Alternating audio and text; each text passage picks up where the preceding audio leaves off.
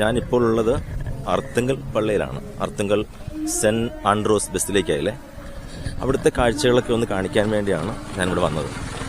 നമുക്ക് അർത്തുങ്കൽ പള്ളിയിലെ കാഴ്ചകളിലേക്ക് പോകാം.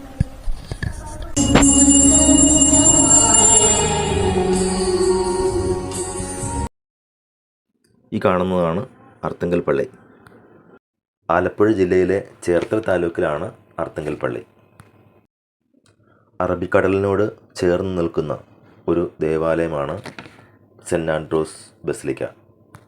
എല്ലാ വർഷവും ജനുവരി 10 കൊടികയറി ജനുവരി 27 മകരം പെരുന്നാൾ എന്ന് അറിയപ്പെടുന്ന അർത്തുങ്കൽ പെരുന്നാൾ.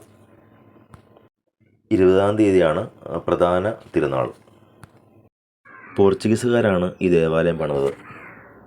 1967 ഈ ദേവാലയം കൂദാശ ചെയ്യപ്പെട്ടത്. ഈ കാണുന്നത് ശബരിമലയിൽ പോയിട്ട് വരുന്ന അയ്യപ്പന്മാർ ഊരിയിടുന്ന മാലയാണ്. വ്രതം തുടങ്ങുന്നതിന് മുമ്പായിട്ട് അവർ കഴുത്തിൽ അണിയുന്ന മാല ഇവിടെ വന്ന് ഊരിയിട്ടതിന് ശേഷമാണ് അവരുടെ വ്രതം അവസാനിപ്പിക്കുന്നത്. അങ്ങനെ ഒരു ഐതിഹ്യമുണ്ട്. സെബസ്ത്യാനോസ് പുണ്യാളച്ചൻ്റെ പ്രധാനപ്പെട്ട രൂപം 1647 കപ്പൽ മാർഗം ഇറ്റലിയിൽ നിന്നും കൊണ്ടുവന്നത്. പൂർണ്ണമായും കരിങ്കല്ലിലാണ് ഈ ദേവാലയം നിർമ്മിച്ചിരിക്കുന്നത്. തിരുനാൾ ദിവസം കൂടാതെ കേരളത്തിൻ്റെയും ഇന്ത്യയുടെ പല പല ഭാഗത്തു നിന്നും എല്ലാ ദിവസവും ധാരാളം ആൾക്കാരാണ് ഈ ദേവാലയത്തിൽ വരുന്നത്. കരിങ്കല്ലിൽ നിർമ്മിച്ച ദേവാലയത്തിന് നല്ല ഉയരമാണ്. കരിങ്കല്ല് ഒക്കെ കൊണ്ടുവരുന്നത് വളരെ ബുദ്ധിമുട്ടായിരുന്നു. അതുകൊണ്ട് വള്ളത്തിൽ കരിങ്കല്ല് കൊണ്ടുവന്നിട്ടാണ് വളരെയധികം ത്യാഗം സഹിച്ചാണ് അന്നുള്ള ആൾക്കാർ ഈ ദേവാലയത്തിൻ്റെ കല്ലുകൾ ശേഖരിച്ചത്. ഈ കാണുന്നതാണ് ഈ ദേവാലയത്തിൻ്റെ അകവശം. ഈ ദേവാലയത്തിൻ്റെ മധ്യഭാഗത്തായിട്ടാണ് മകരം പെരുന്നാളിന് സെബസ്ത്യാനോസ് പുണ്യവാളച്ചൻ്റെ രൂപം പ്രതിഷ്ഠിക്കുന്നത്. എനിക്ക് തോന്നുന്നു ഈ കാണുന്ന ഈ ഭാഗത്ത് തന്നെയാണ് പുണ്യവാളൻ്റെ രൂപം പ്രതിഷ്ഠിച്ചിരിക്കുന്നത്. ഇവിടുത്തെ പെരുന്നാൾ ആരംഭിച്ചെന്നാൽ ഈ പ്രദേശം മുഴുവൻ ജനസാഗരത്താൽ നിറയുന്ന ഒരവസ്ഥയാണ്. രാവും പകലും എല്ലാം തന്നെ ഈ പ്രദേശം മുഴുവൻ ജനങ്ങളെ കൊണ്ട് നിറയുകയും ഇവിടെ പ്രാർത്ഥനയുടെ ഒരു അനുഭവവും കൂടിയായിരിക്കും. ഈ കാണുന്നതാണ് ഈ ദേവാലയത്തിൻ്റെ സൈഡിലുള്ള ഒരു ഭാഗം. ഇവിടെ വന്ന് ആൾക്കാർ പ്രാർത്ഥിക്കാറുണ്ട്. ദേവാലയത്തിനുള്ളിൽ തന്നെയാണ്, ഒരു സൈഡിലാണ് മാത്രം ഈ കാണുന്ന ഭാഗം.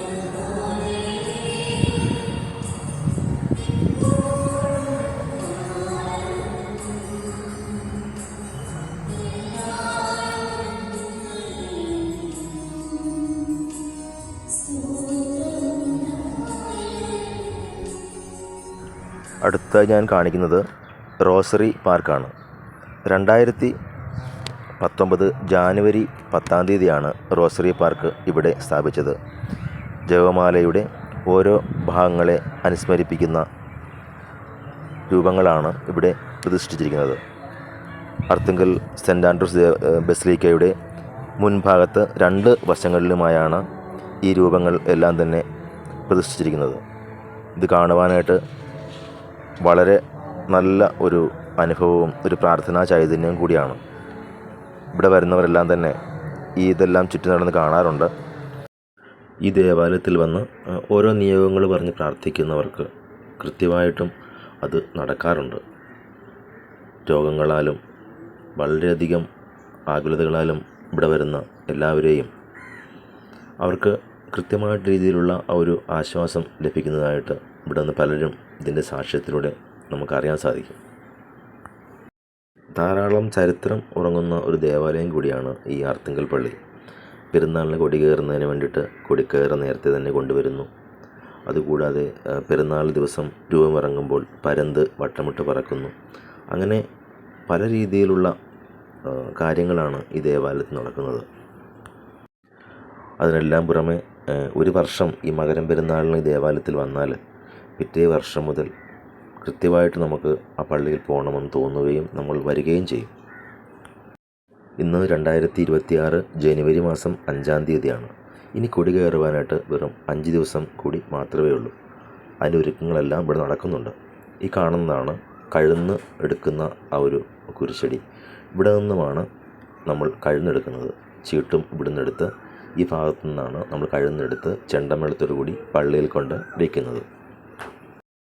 ഇതിന് മുമ്പിൽ കാണുന്ന ഈ റോഡാണ് ഇടത്തെ ഭാഗത്തേക്ക് പോയാൽ ആലപ്പുഴയിലേക്കും വലത്തേ ഭാഗത്തേക്ക് പോയാൽ ചെല്ലാനം ഫോർട്ട് കൊച്ചി ഭാഗത്തേക്കും അതുകൂടാതെ ചേർത്തലയിലേക്കും പോകാൻ പറ്റും. ക്രിസ്മസ് കഴിഞ്ഞു വരുന്ന ദിവസങ്ങളായതുകൊണ്ടാണ് ഇവിടെ കൂറ്റൻ നക്ഷത്രങ്ങൾ സ്ഥാപിച്ചിട്ടുണ്ട്. ഈ കാണുന്നതാണ് ഇപ്പുറത്തെ സൈഡിലെ ജപമാലയുടെ രഹസ്യങ്ങളെ സൂചിപ്പിക്കുന്ന ഓരോ രൂപങ്ങൾ. ഈ രൂപത്തിൻ്റെ മുൻപിലായി തന്നെ എല്ലാം വ്യക്തമായി 2 ഭാഷകളിൽ എഴുതി വച്ചിട്ടുണ്ട്. അത് നമുക്ക് വായിക്കുമ്പോൾ മനസ്സിലാകും ഈ കാണുന്ന രൂപം എന്തിനാണ് സൂചിപ്പിക്കുന്നുള്ള കാര്യം. ഈ റോസറി പാർക്കിൽ തന്നെ നടന്നു കാണുവാൻ ഒരുപാട് സമയമെടുക്കും നമുക്ക്. കാരണം അങ്ങ് തൊട്ട് ഇങ്ങ് വരെ നമുക്കിതെല്ലാം കണ്ട് നടക്കുവാൻ നമുക്കൊരു ദൈവിക അനുഭവവും പ്രാർത്ഥനാ ചൈതന്യവും എല്ലാം കൂടിയാണ്. എല്ലാ ദിവസവും വൈകുന്നേരങ്ങളിൽ ഇവിടെ അടുത്തുള്ളവരും എല്ലാവരും ഈ പള്ളിമുറ്റത്ത് ഒത്തുകൂടാറുണ്ട്. അതൊക്കെ ഒരു വലിയ അനുഭവവും ഒക്കെ തന്നെയാണ്.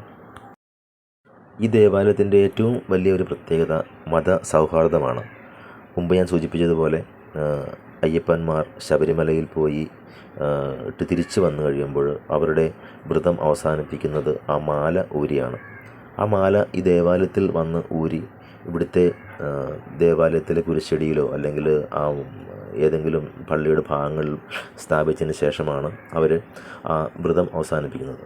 അതുപോലെ 2026 ജനുവരി മാസത്തെ മകരം പെരുന്നാളിന് കൊടികയറ്റുന്നതിനുള്ള കൊടിക്കയർ നമ്മളുടെ സിനിമാ നടൻ അനൂപ് ചന്ദ്രനാണ് കൊടുത്തത്. അങ്ങനെ നാനാ ജാതി മതസ്ഥരും ഒത്തുകൂടുന്ന ഒരു ദേവാലയമാണ് ഈ അർത്തുങ്കൽ ബസിലിക്ക. മകരം പെരുന്നാളിന് ഒരുക്കമായിട്ടുള്ള പന്തലുകൾ എല്ലാം തന്നെ പള്ളിയുടെ വശങ്ങളിലും മുൻഭാഗങ്ങളിലുമായിട്ട് തന്നെ ഒരുക്കിക്കൊണ്ടിരിക്കുകയാണ്.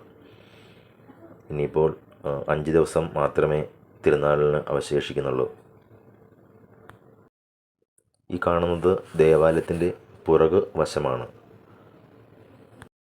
ഈശോയുടെ വിശുദ്ധ കുർബാന സ്ഥാപനത്തെ സൂചിപ്പിക്കുന്ന ഒരു രൂപമാണിത്.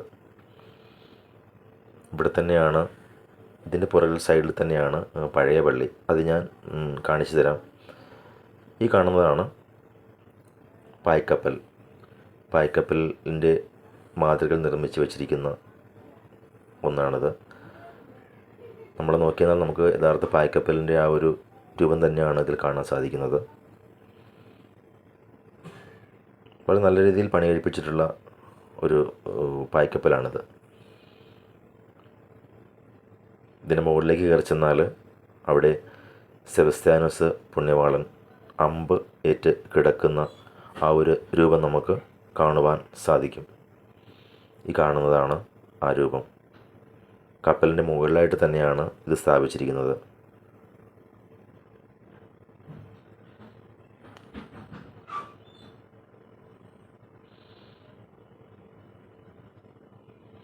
ഇത് വെള്ളത്തിൽ ആണ് ഇത് വെച്ചിരിക്കുന്നത്.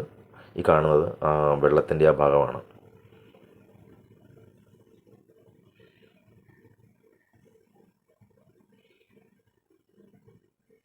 എല്ലാം നല്ല രീതിയിൽ തന്നെ ഇത് പണി കഴിപ്പിച്ചിട്ടുണ്ട്. പായും കയറും എല്ലാം കൊള്ളാമല്ലേ.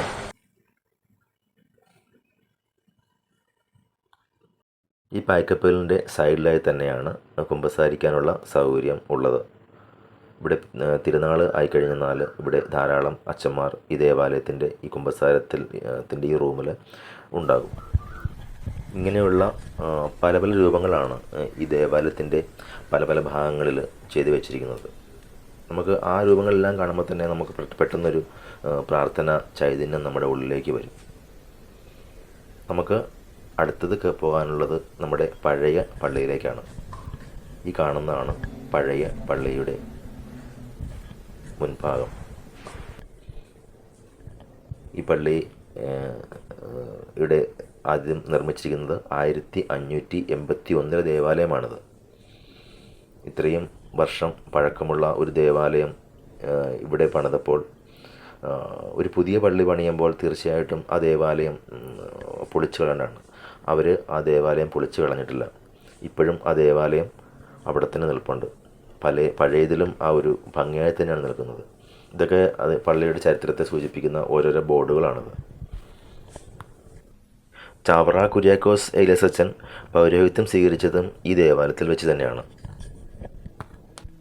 2010 ജൂലൈ 9 ഈ അർത്തുങ്കൽ പള്ളി ബസിലിക്ക ആയിട്ട് ഉയർത്തിയത്. ഈ പഴയ പള്ളിയുടെ അൽത്താര വളരെ ഭംഗിയും വളരെ ഭക്തിസാന്ദ്രവുമാണ്.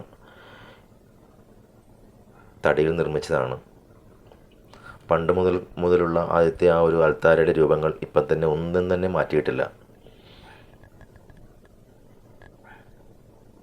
ദേവാലയത്തിൻ്റെ 2 വശങ്ങളുമാണ്. ഇവിടെയുണ്ട് സെബസ്ത്യാനോസ് പുണ്യാളച്ചൻ്റെ ഒരു വലിയ രൂപം.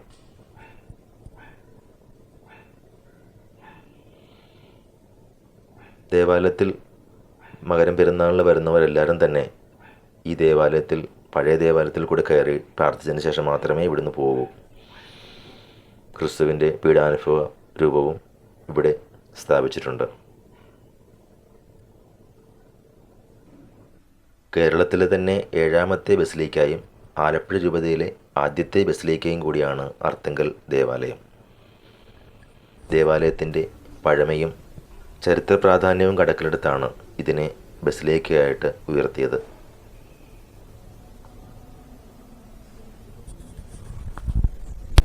ഈ കാണുന്ന സ്ഥലത്താണ് നിത്യാരാധന ചാപ്പൽ ഉള്ളത്.